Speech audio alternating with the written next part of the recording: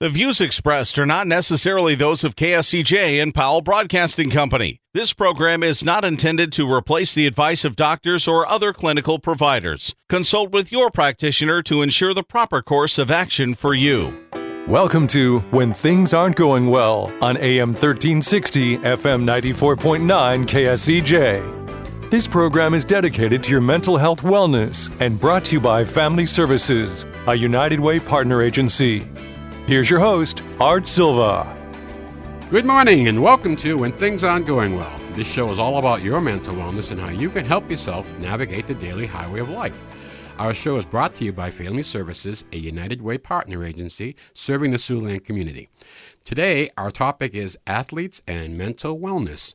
Joining me today from Family Services is Chief Operating Officer Brenda Geisinger and Family Services friend, good friend, best buddy, Justin Barker, otherwise known as JB, the Sports Director at KSCJ. Good morning, everyone. Good morning. Good morning, Art. Well, with today's topic, we're going to count on JB and some of your expertise because here we are talking about athletes in a different mode. Come to light with athletes coming public with some of their mental wellness issues. And it'd be interesting. I know you know a lot about that following the athletes, and Brenda will keep our head on straight. We're going to check up on the neck up and describe some of these symptoms in the second half of the hour. So with that, going back in time, I look at all the way back to Jimmy Pearsall. And Jimmy Pearsall, for those who don't know, was an outfielder with the Boston Red Sox. And he suffered from mental illness, and he did some kind of, it was viewed as clownish, but he did some kind of foolish things on the field, and he really had a tough going with it. There was a movie made of his problem called Fear Strikes Out. So that was the first that I came across way back when, aware of it, but people seemed to be able to deal with it, still play the ball game, and continued on. Just more recently, and I think you take a look at in football, we saw this a while ago, and you want to share any of your feelings on this, JB? Yeah, I think what we see is athletes are under such a microscope that I think we're only going to see more of it in the era of social media, the way that it is, in that there are really no secrets in these athletes' lives. They don't get a chance to turn that switch off, and they have to be out in the public eye all the time. I wonder out loud how Larry Bird, Magic Johnson, Michael Jordan, guys like that would perform in today's game knowing that every move is under watch. Some of the things that Jordan and Barkley and those guys did away from the court, think of Dennis Rodman in this era of social media, the way that it is. So it's kind of been in the background for a long time. Now it's being pushed to the forefront because these athletes aren't afraid to say something and aren't afraid to come out, because the first thing that they get after a game they struggle or a missed field goal or a strikeout in the ninth is boo-hoo-hoo you. Well, there might be something else there. So it's nice to see the athletes come out and say, here's what's going on. I got to fix it. You think they don't hear the fans? They hear the fans. They hear you down there. You know, let's talk about, I'm going back in time in football, Ricky Williams. He kind of came out and has some issues, but Ricky Williams was really the first one to kind of throw it out there in everybody's face, like, yeah, I got some issues I'm dealing with. I'm dealing with it maybe not in the way that you think I should, but I got some issues here. Yeah, he did all of his interviews with his helmet on. He had a dark visor in front of his eyes because eye contact was something that he struggled with. Social anxiety was something that he clearly struggled with. Yeah, and so it was, but at the time where mental wellness wasn't as in the forefront as it is today, everybody just thought he's a wackadoodle and he's got some serious problems. He's self-destructing his own life and career, and that really wasn't the case. But I think as we talk about this today, I think one of the things we have to go back to is I see my son is a freshman football player at a high school here in town, and I see the way that some parents treat their children and treat the performance and treat every mistake they make on the field, shouting from the sidelines after the game, not telling them good game, not giving them a hug. If they make a mistake, it's magnified. So it starts way back, in my opinion, in the middle school and the high school ranks, the pressure being put on these kids. I paid for you to travel. You should get a scholarship. You should be the best player on this team. Your coach doesn't know what they're talking about. And that whole structure has changed because even when I grew up, I'm only 40 years old, but every coach in high school was coach. They deserved respect because they were a coach. Now mom and dad are saying, no, you need to listen to me, and you need to do what I say, and your coach is secondary. So all of that respect is different. The way that the athlete performs is different. And the way that some parents treat their kids, I hate watching it, to be honest with you. Well, it makes you ask the question, and you brought it up earlier, JB. What about guys like Jordan and Bird and Johnson? How did they overcome this? And we hear this term often in sports. You got that mental toughness. You got to have that mental toughness. Well, at 12 years old, mental toughness is a lot different. And I think it's something that you develop over time with good coaching and great support. That gives you the mental toughness you need. It's not like anything else we do in the field in mental wellness. We look at support from people around us. We look at routine. And out of that comes the coping skills, I think, that help you deal with the mental toughness you're trying to bring on. Brenda, any comments on that? Yeah, I think that's absolutely accurate of how do you get better, but also maintain your mental wellness.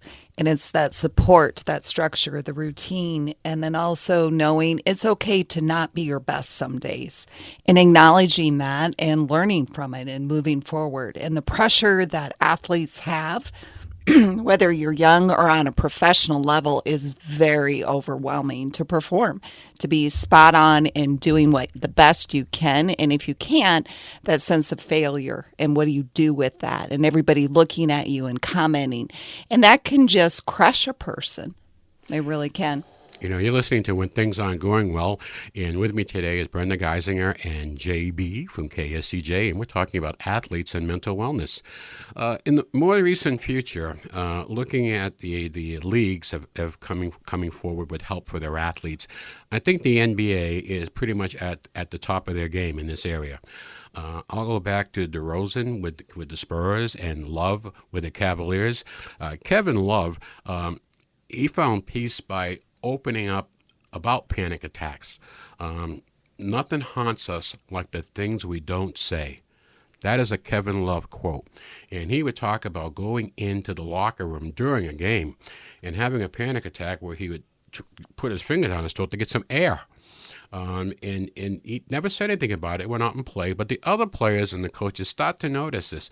So he was really the first one that came out. Now, did you view him as damaged goods, or can this guy still play? JB? He can absolutely still play, but he went through a couple of seasons where it makes you wonder, and it kind of makes you sad in the fact that when he was with the Timberwolves, he struggled. He came in as a very high draft pick out of UCLA and had to go, and I see this in a lot of draft picks in all sports, Art and Brenda, is that these guys come in, if you're a very high draft pick in the NBA or the NFL, you're probably coming off a very successful program where you don't know how to lose.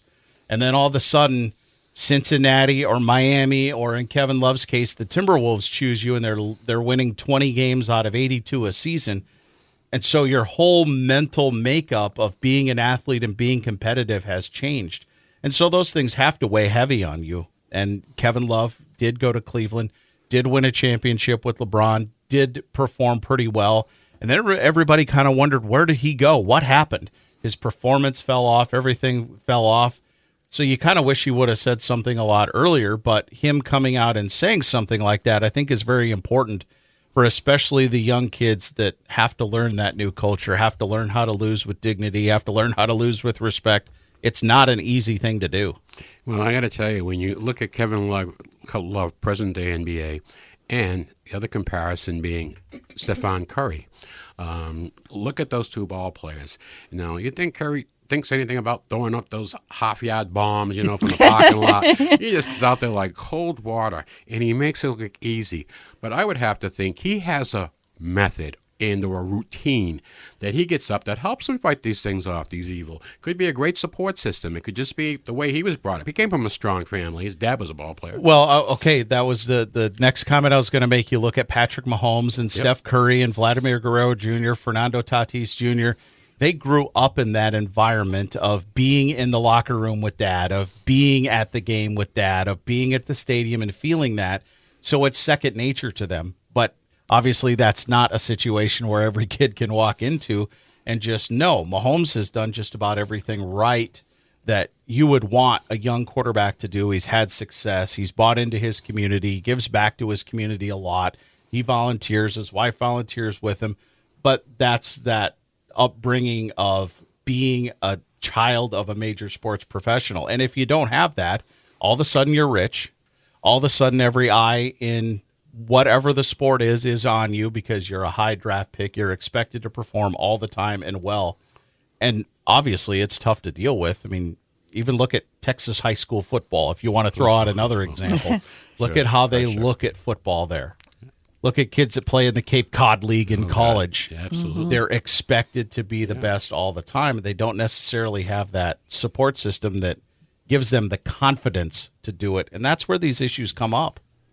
We're coming up on our break, so you continue your morning chill. We'll be right back here with more When Things Aren't Going Well right here on 1360 KSCJ. Let's face it, that happens to all of us. However, the pandemic has compounded all of our lives and activities. Even the simplest tasks seem harder. Hi, I'm Brenda Geisinger, the Chief Operating Officer at the Boys and Girls Home and Family Services. Family Services is a United Way partner agency serving children and families of our community, and we're here to help. If you'd like to learn more about Family Services, please contact us via email, website, Facebook, or phone Mary Pickens. At Family Services, we change lives. Welcome back to When Things Aren't Going Well on KSCJ. Here's Art Silva. Welcome back to When Things Aren't Going Well. During the first half of our show, we discussed athletes going public with their mental health issues. Let's talk about more in detail of the issues listed by these athletes, and we're going to use Brenda's expertise. And most recently, Simone Biles in the Olympics, she decided not to, I should say, participate in certain events. And she said that when she came public with it, she was battling depression. She said she felt like everything she was doing was for somebody else. So, and she's getting depressed by that. Brenda, from your clinical perspective, can you add to that? I think depression is pretty prevalent with a lot of people, and some people are very good at masking it. And I think there's also the misperception or conception that depression is just being sad. And it's really more than that. It's a feeling of lost. Everything's just kind of gray. What's my purpose? And letting people down or just not fitting in.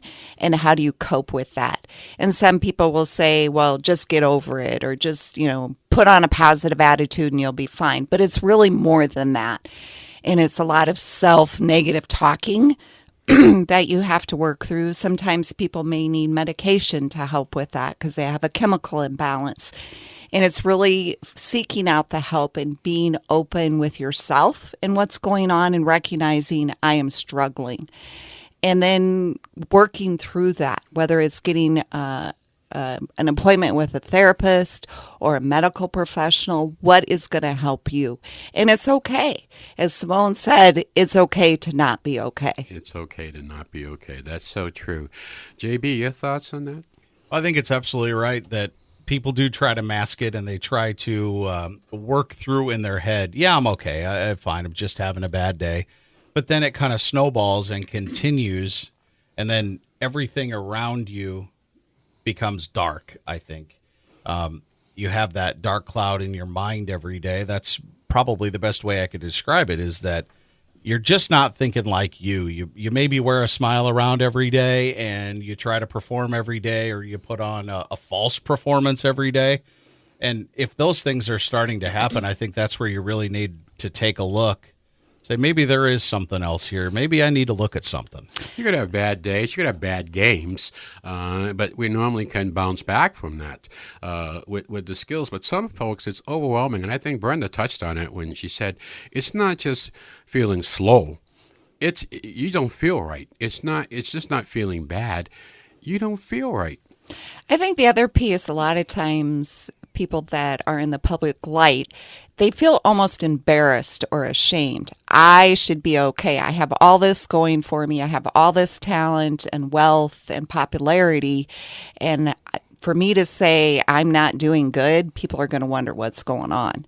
And it's okay to say, I am really, really struggling here. And no one is going to be immune to this. It can happen to anybody. I think we're getting wise to that. I noticed that in Oregon, they give kids mental health days off. But there were times you just need, hey, coach, I need a timeout. Boom. Give me a timeout. I need a timeout. That's all. And there's a tremendous amount of pressure that these athletes go through. It's a glorious life. But like JB said earlier, hey, all of a sudden you're 20 years old, you wake up, you got $1 million plus. And, you don't think that's pressure? And you got all kind of people trying to enter your life and give you advice. And maybe you realize you're getting some bad advice going through. Depression will only slow you down. So can you function with it? Yeah, absolutely. And we find those skills that help you to get by. But the goal has to be the end all. I want to be up. I want to be at my best all the time. I don't want anything slowing me down. And I'm going to fix this problem. So that's pretty much on depression. Now let's flip over to, we talked on a little on anxiety already. Panic attack. We hear a lot about panic attacks, and to me that's foreign. I don't know much about a panic attack, but when people tell me they had one, I go, oh, okay. Panic attacks can really be exhibited different ways or experienced different ways by different people. Some people may just feel, shut down and everything's just like, pure panic, fight or flight kind of feeling inside of them, and they just can't function. Others overdo and want to overperform, and they're just making mistakes left and right, and they just are spinning kind of out of control. And it's this fear of not doing what you need to do to your best ability, and you just get stuck and want to shut down. Athletes may just want to go in the locker room and don't talk to me and, really be shaking. So again, everybody can experience it differently. It can get triggered by different things. But when you get a panic attack, you are frozen. What do I do? That's really interesting. Just something come over and just takes complete control of you, and you're just stuck. You're just in that stuck period. JB? Yeah, and I think to expand on that a little bit, I think when you perform on a daily basis or weekly or whatever it may be, there's a difference between nerves and panic.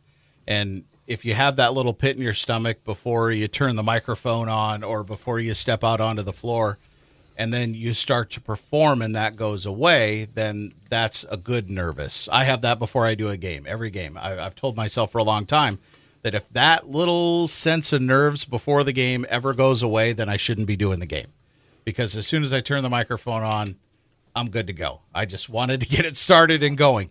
So there's a difference in the way that you can feel and the way that you approach your routines of the day between nervousness and panic attacks that I think a lot of people maybe don't know the difference or maybe haven't been able to differentiate that in their head of this is something more than that. I'm about to break down. I'm about to stop. That's not good. That's where you need to speak out. When I was a young girl, I played the piano all the time, and I would play for choirs and accompany them. And one time I was having to do that, and I had a panic attack. And all of a sudden, literally, I could not read the music. And I had played the piano for 15 years. And I'm looking at this music, and it was like a foreign language. And I froze. I literally I had to leave. And, that it just happened. It overcame me. It's real. It is absolutely real, and it happens. And I was listening to an excerpt yesterday on a musician, and he was talking about every tour. One night, I don't know what song it is. I forget the words.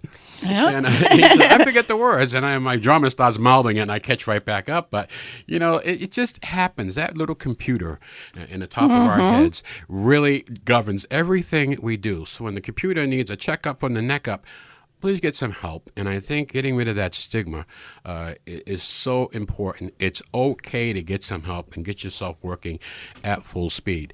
Now, one of the things that the professional clubs are doing and have been doing for a while is introducing yoga into their training camps. And at first I thought it was like a ballet kind of deal. They did ballet too. But the yoga is really coming on strong in the mental wellness field.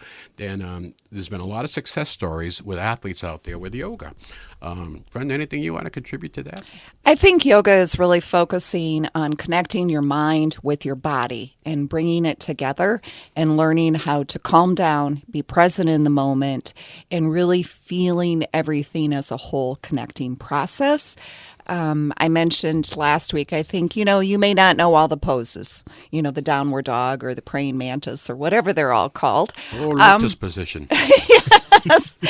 But that's okay. It's really about teaching you how to breathe and really feel everything that's going on and to relax and de-stress. Well, we're stretching. We're going to venture out, family services. We're going to venture out into the yoga business, and we have Breathe, the yoga studio, and maybe the challenge would be to get Charles Barkley to come in. Charles, you hear me out there? We'll give you free yoga lessons. Come on in and be our role model.